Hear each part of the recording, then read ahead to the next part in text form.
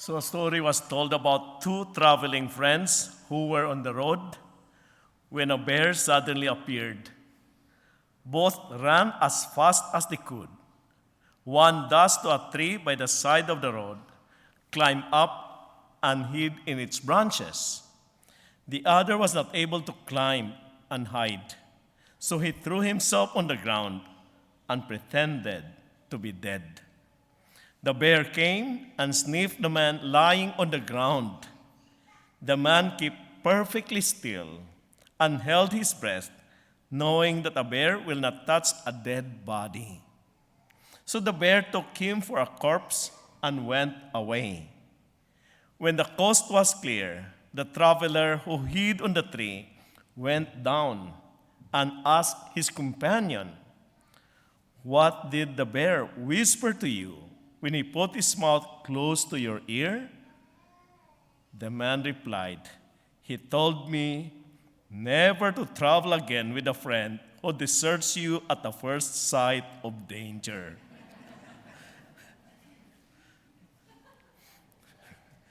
So our readings today have deep practical implication for our life of faith.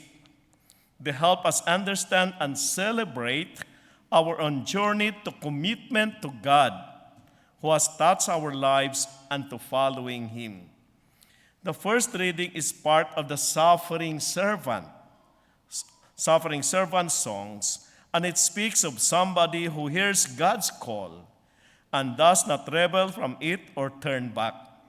His call involves self-sacrifice. He will stand by what he preaches, and as a consequence has to suffer. Yet this servant has great faith in God, who will uphold him and will take care of him.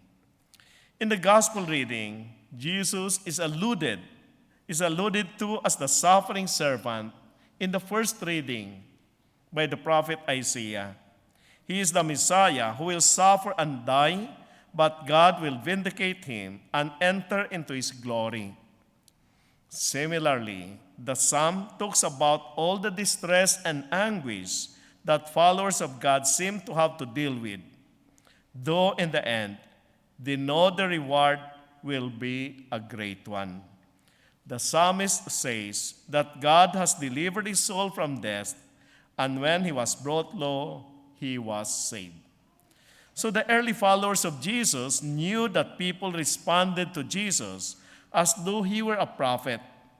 They said in reply to his question, "Who do people say that I am?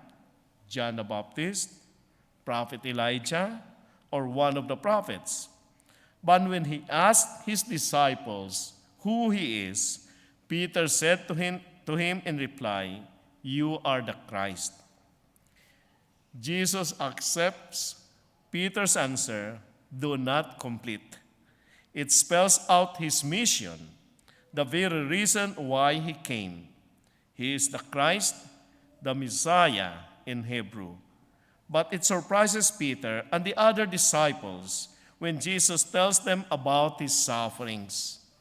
They thought of the Messiah as a triumphal figure who would drive out the Romans from their land and restore Israel's status as an independent nation.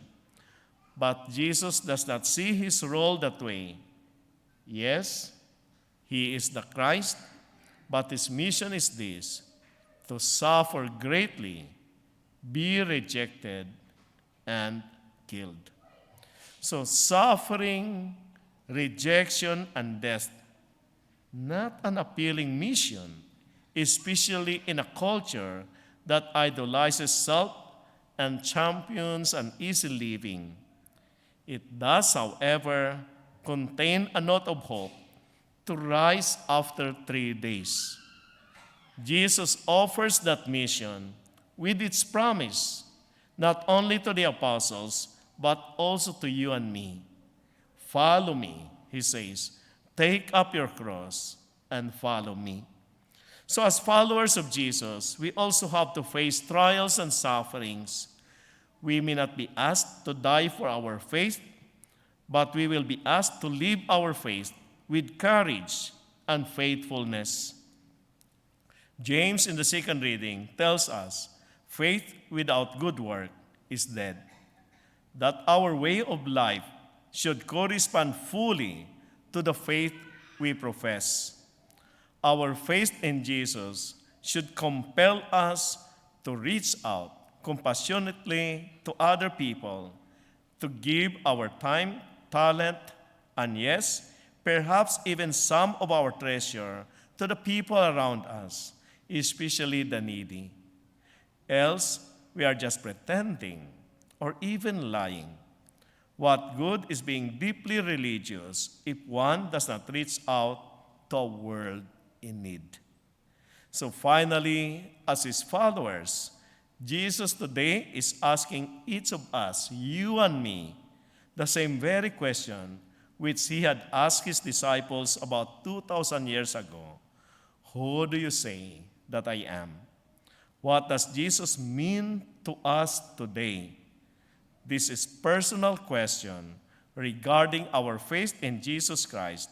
An answer has to come from each individual, each of us, based upon our own personal experience of Jesus.